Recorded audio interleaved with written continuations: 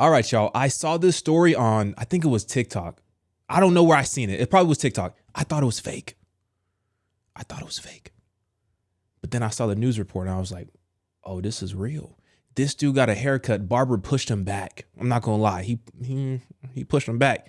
And he went to the trunk and got a tool, came back threatening the barber, and there's kids in the barbershop. I'm just so shocked.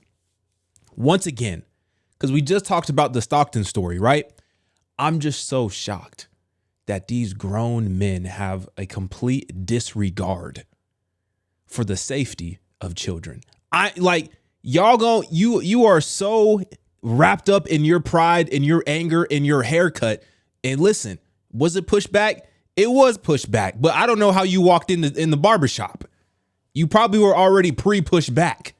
But anyway, let's get serious because this is a crazy story.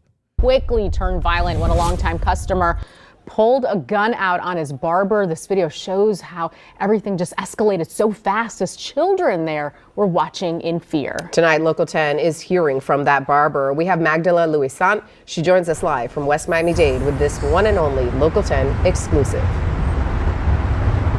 Sanella, JC, Samuel Wilson has been a barber for over 30 years, and he says what happened in his shop this week, he has never experienced anything like this before. A customer pulls a gun on him and pistol whips him.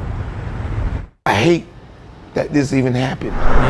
Tuesday was supposed to be just another day for barbershop owner Samuel Wilson, but this video shows how a routine haircut turned into a terrifying, violent encounter. We've removed some audio because of strong language. It started as a verbal dispute, a customer unhappy about his hairline. I understand that. But moments later, he returns, this time holding a gun, threatening Wilson as two children watch and another customer tries to calm him down. He wasn't a man till he had that pistol in his hand. Slapped me in the head with it, choked me out. You got it. Wilson says he wasn't a random walk-in. He said he wasn't a man until he had that pistol in his hand. Now, like I said, is he pushed back? Yes, he's pushed back. I don't know how he walks into the barbershop. A lot of y'all who think you got pushed back by the barber, you were already pre-pushed back. And you know what it is before you even walked in. But that is true. He was pushed back. Does that mean that you go to the car and get a tool and threaten the barber because of a haircut? We worried about the wrong stuff. We are worried about the wrong stuff. This is all vanity. None of this stuff actually matters. At some point, you gonna look like me. Unless you go to Turkey, at some point, you gonna end up in my situation. You ain't gonna have no hair. And then what? You gonna be mad at everybody who looks at you sideways because you ain't got no hair in your head? We're worried about the wrong stuff. And this is what I'm trying to say. It makes no sense to crash out in this way in front of children. It makes no sense to crash out like this in general. We are grown men. We are literally grown men fighting over haircuts. I don't understand what's happening. He's cut the man's hair many times before. He had a county uniform on. I did not think he was gonna come around here and come back. I thought we might have fisticuffed. But I didn't think he was gonna come back with a firearm. I told him, man, have a good day. You have a good day. And you have a good day, bro. Despite the attack, I've seen the whole video. He was trying to de-escalate. The barber was trying to de-escalate. He wasn't even charging him. He said, have a good day. You ain't got to worry about paying me. Have a good day. Be on your way. Because he was already, trying to be on that type of time. And the barber realized, we not finna do this in the shop, number one. Number two, there's children in here. Wilson says he's not going anywhere. He opened his shop in Perrine 5 years ago and loves the community that supported him. This is a safe place for anybody. But I hope the best for you, homie. Have a good day and have a good life. Now, Wilson tells me guns aren't allowed in his shop anyway, but he's going to be making security changes, and that includes locking the door after each customer. Dog, We will lay down our life for a haircut, but not for Jesus Christ. You know I had to go there, so I went there. You know I had to go there, so I went there. We will lay. That's what I'm saying. We're concerned about all the wrong things. We're concerned about the outward appearance, but we have no concern for the status and the state of our heart. You remember, now listen. Oh, Superstar Pride. Y'all remember Superstar Pride? Do y'all remember Superstar Pride? You don't remember Superstar Pride? I don't know if this is the exact same situation, though. People say that this is a very similar situation. It's still very interesting what happened. Superstar Pride. So let me just play the news report and then we'll talk. Multnomah County is behind bars charged with murder. WRG's Mike Sirianni spoke with the victim's grandmother who witnessed that shooting. He was a real soft-hearted person. He did whatever he could to help anybody.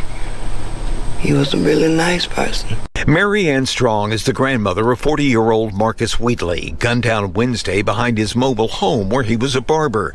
Strong says she saw Kadarius Pride, a.k.a. Superstar Pride, the man charged with Wheatley's death, enter the mobile home, heard loud voices, and saw an armed Pride chase her grandson out of the mobile home. And the young man was following him, shooting at him, and he finally shot. Y'all don't remember Superstar Pride? So Superstar Pride, I don't know if they're gonna show I don't know if they're gonna show an image of him, but I have one. So Superstar Pride, rapper, he just blew up. He literally just blew up on social media. This dude right here, you remember Superstar Pride? He blew up, had a #1 record. $3 million record contract that he signed. Shortly after, I think it was like 6 months after he signed that deal, or maybe even sooner than that, he gets charged with first-degree murder for offing his barber in front of his barber's grandma. And then he turned himself in.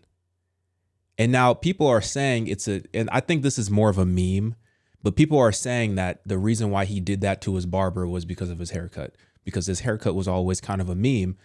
But at the same time, that was his brand. That was what made him unique on TikTok, on social media. But anyway, what I'm trying to say is,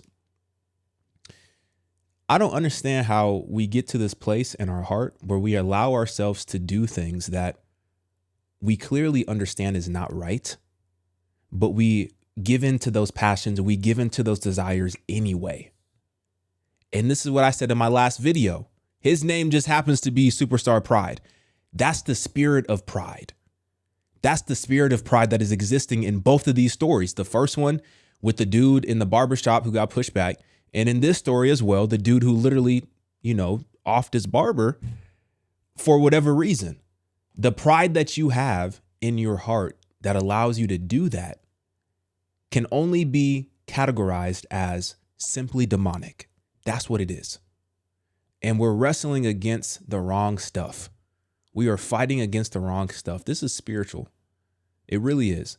Because somebody who is connected, somebody who is tapped in with God and understands that, things are going to happen. You're going to get pushed back. The barber's going to push you. And I think that was just, I don't even know if that was necessarily the primary reason why he crashed out, but that was the tipping point. But even with that being the tipping point, how did you get to that place? To where you thought that would be a reasonable reaction in that situation, given the environment and just given the principle of the whole situation in general. I don't know, man. I don't know. But yeah, I almost forgot about Superstar Pride for a second. Let me know what y'all think. Get in my comments, like this video. I'm out, y'all.